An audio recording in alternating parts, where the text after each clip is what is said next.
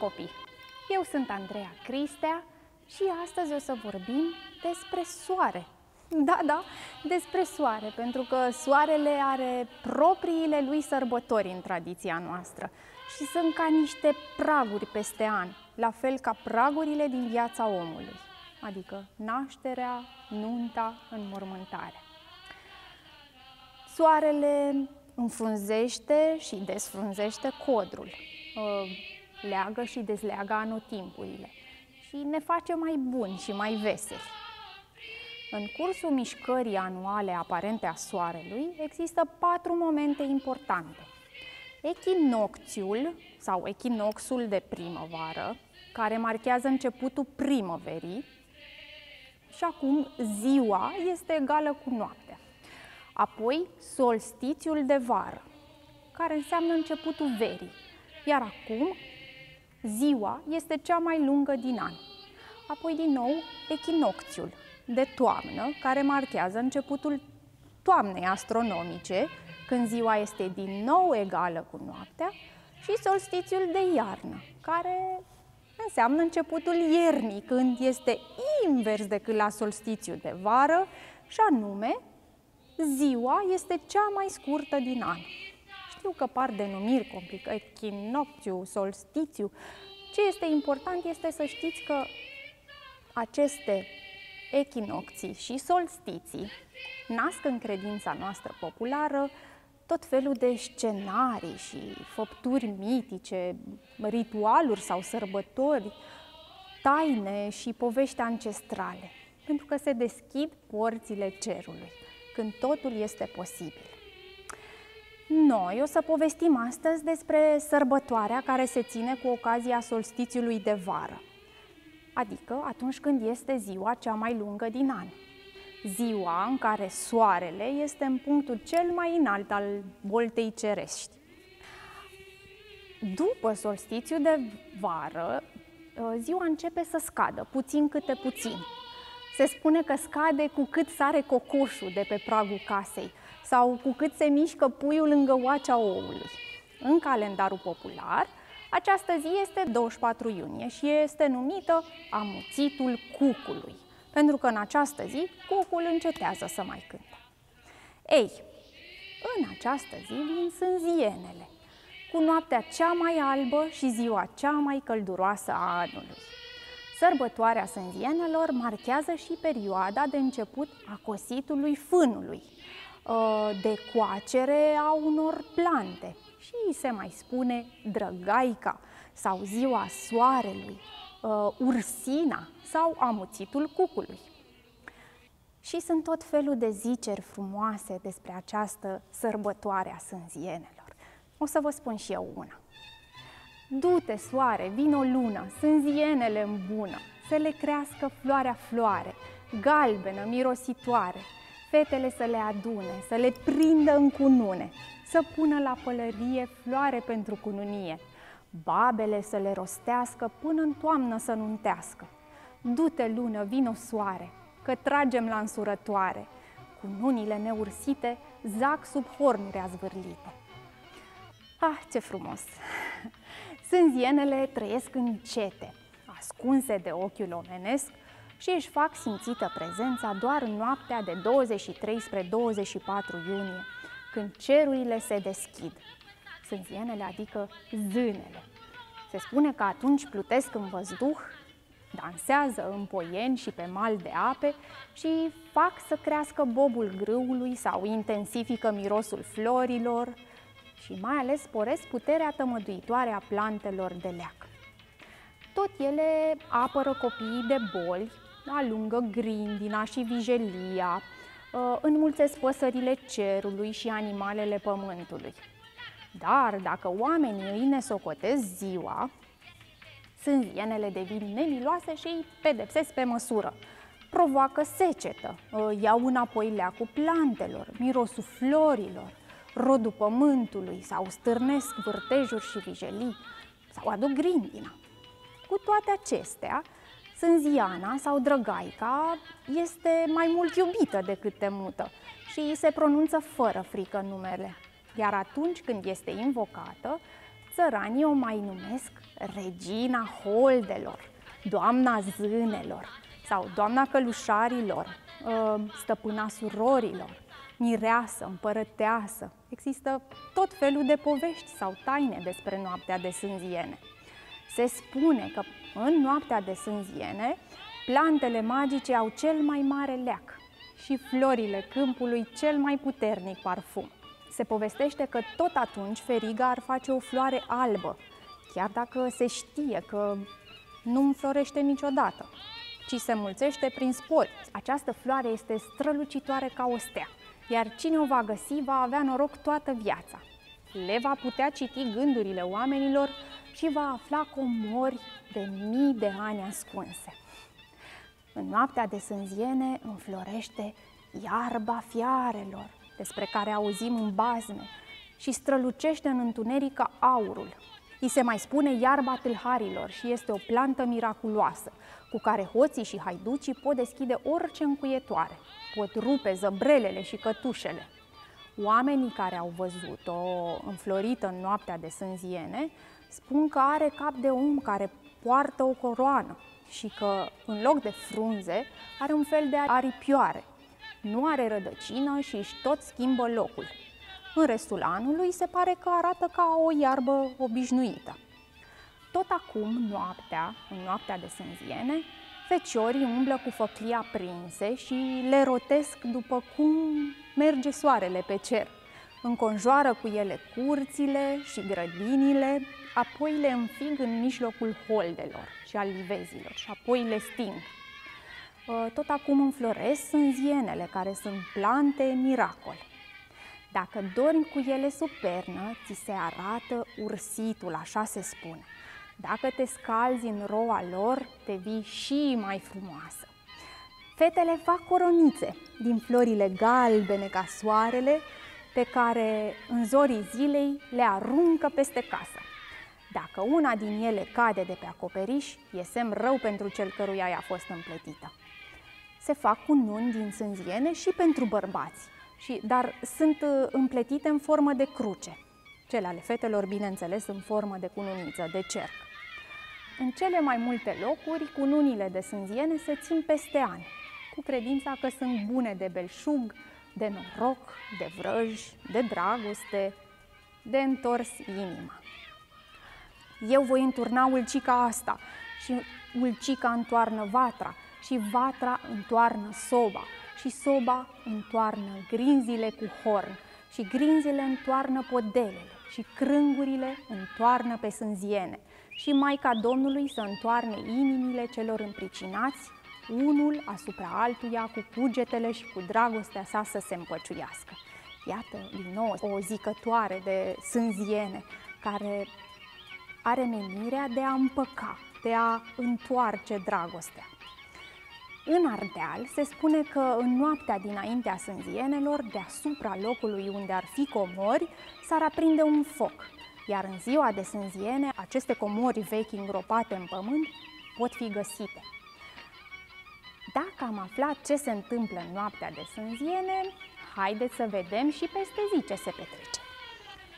Păi, în ziua de sânziene se joacă drăgaica, care este un dans ritual, asemenea celui al călușarilor sau paparuda. Presupune formarea unei cete de fete, câteva îmbrăcate în haine bărbătești, purtând numele de drăgaici, drăghicuțe sau drăgane, care străbat ulițele satului formând o coloană sau un brâu simbolic care apără întregul sat.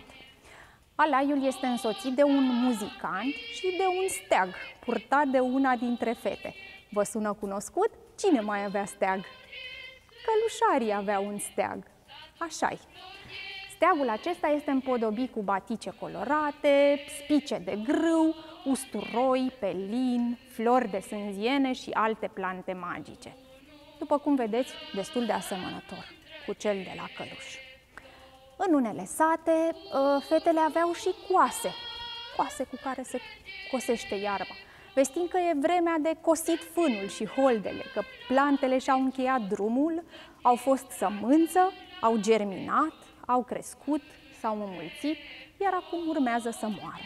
În alte locuri, cea mai frumoasă fată se alege drăgaică, se gătește cu spice de grâu și cu flori de sânziene ca o mireasă, după care, însoțită de alaiul său, cutreieră holdele, câmpurile și satele într-un drum ritualic care aduce belșug și fertilitate.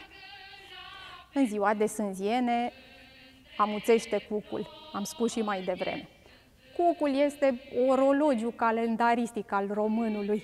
El își începe cântecul la echinocțiul de primăvară, ziua aceea din care vestește începutul primăverii și în care ziua este egală cu noaptea, de blagoveștenie îi spune. Și îl sfârșește cântecul acum, la solstițiu de vară. Coroana împletită în această zi, din floare de sânziană și din spice de grâu, are puteri miraculoase. Purtată pe cap de fecioarele care fac dansul drăgaicei sau este agățată la fereastră, în stâlpii porților și astfel apără oamenii, dar și animalele și holdele de stihiile naturii, de grindină, furtună, vijelie, inundație. Este aruncată pe acoperișul casei sau al șurii și indică astfel, prin anume semne, dacă cel căruia i-a fost menită a confecționat-o sau a zvârlit-o, va trăi sau va muri. Dacă fata se va căsători în cursul anului și cum va fi ursitul, tânăr sau bătrân, frumos sau urât, dacă va fi bolnav sau sănătos, dacă va avea noroc sau pagubă în casă. Și mie îmi place foarte mult acest obicei și merg în fiecare an să culeg sânziene, îmi împletesc o coroniță pe care o țin tot anul. Vedeți, aceasta este acum uscată, este făcută în vara anului acesta. Îmi place, după cum vă spuneam, îmi place foarte, foarte mult să țin obiceiul ăsta și aș vrea să vă învăț să faceți și voi o cunună de sânziene. Dar sânzienele nu se mai găsesc acum, s-au trecut, așa că o să ni le facem noi. M-am gândit și m-am tot gândit cum putem să imităm floricica aceasta minunată și măruntă de culoare galbenă. Am găsit o variantă. Aștept să ved și la ce vă gândiți voi, dacă vă vin alte idei. Haideți să meșterim tradițiile, să le iubim. Păi, o să avem nevoie de o coroniță din crenguțe făcută. Am făcut la paparudă, la lecția cu paparuda, o să o folosesc tot pe aceeași.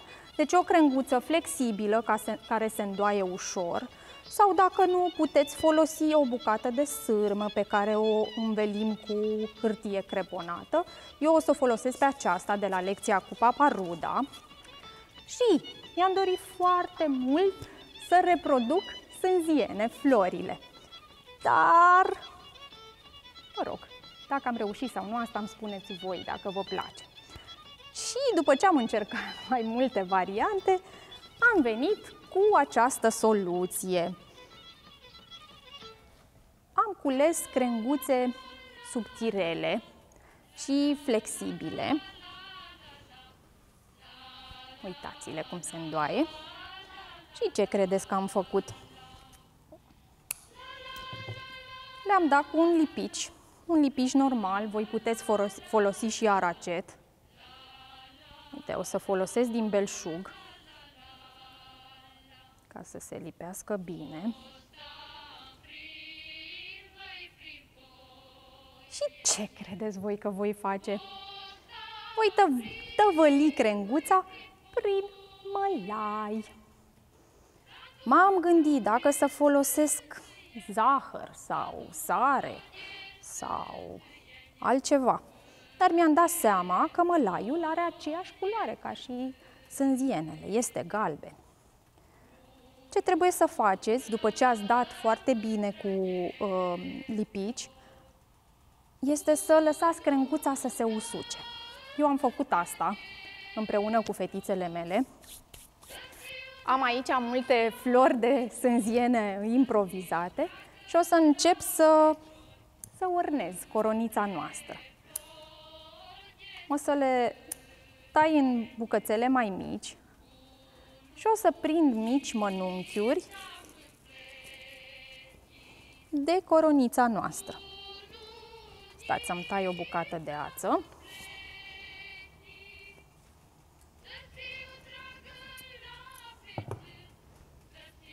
Ia să le scoatem noi aici. Vedeți, și mie mi-a mai căzut din mălaiul lipit, dar asta nu contează.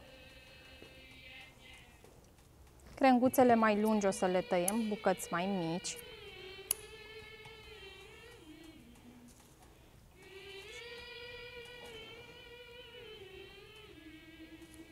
Așa. Și o să încep să le leg. Prima dată voi face un nod ca să securizez capătul aței și apoi voi înfășura ața pe măsură ce adaug sânzienele. M-am gândit să folosesc și hârtie creponată, numai că hârtie creponată galbenă.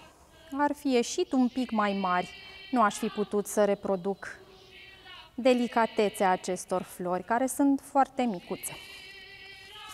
Hai să vedem dacă mi iese ceva, pentru că vă mărturisesc că e prima dată când fac așa ceva.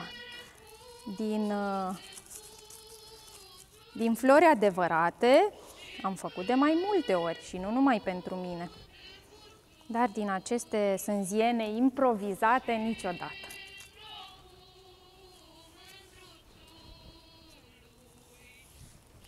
O să înfășor pe fiecare mănunchi de câteva ori și o să încerc să aleg plântuțele cele mai subțirele.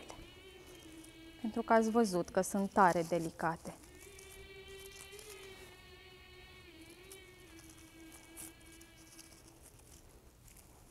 Văd că mălaiul rezistă destul de bine. N-a căzut foarte mult.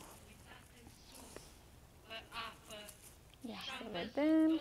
Hai să vedem ce se întâmplă dacă pun dimensiuni și mai mici. Încercăm. Ca de obicei, experimentăm. Asta îmi place mie. Să descoper noi modalități de a face lucrurile.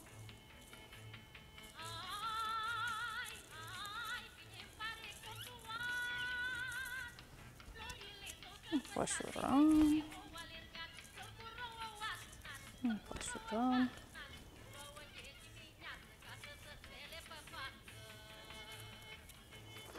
Îmi place mai mult când sunt un pic mai lunguțe, așa că nu o să le mai tai.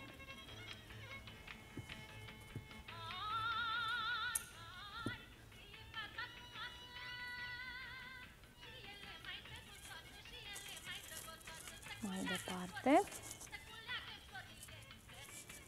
Aici o să mai pun o dată, o să mai înfășor ața. De-abia aștept să-mi spuneți dacă voi găsiți alte soluții. De-abia aștept, pentru că știu că sunteți foarte, foarte creativi și s-ar putea să primesc niște soluții la care eu probabil că nu m-aș fi gândit.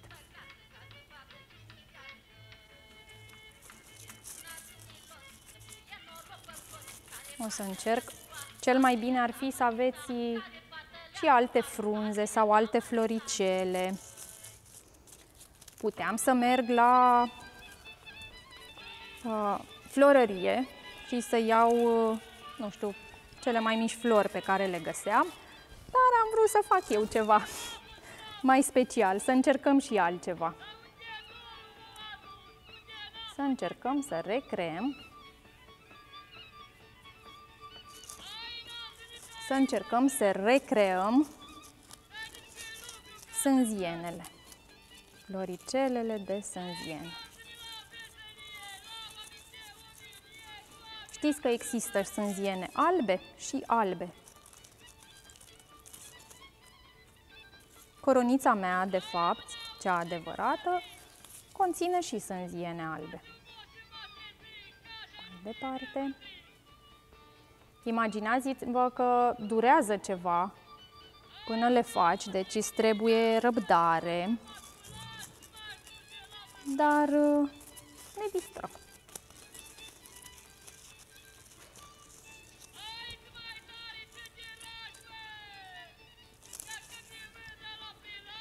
Eu am aici niște ață neagră, cu siguranță ar fi prins bine să am o ață transparentă sau albă sau verde, cel mai bine, bineînțeles, dar n-are nimic.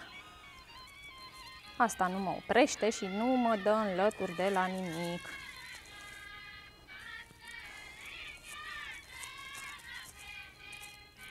O să încerc să o pun printre frunze.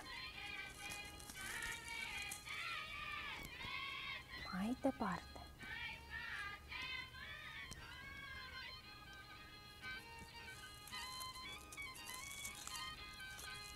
Cred că în curând o să mai am nevoie de ață. Dar, ca să nu vă țin pe voi și să vă las să lucrați, o să o las așa doar în partea din față și voi continua. Poate chiar o voi face mai bogată. Uite, floricelele mele de sânziene. Mă rog, o încercare de imitare. Asta este coronița mea de sânziene. Sper să veniți cu soluții și voi, dacă nu, să o faceți pe aceasta și să o păstrați, așa cum o păstrează peste an fetele care sărbătoresc sânzienele. Ce de lucruri interesante am aflat astăzi, nu? Despre echinocții, solstiții, despre acest ritual minunat solar, plin de bucurie. Mă bucur tare mult că am stat împreună. Ca de obicei, vă îmbrățișez cu drag și de-abia aștept să ne revedem. Pa, pa!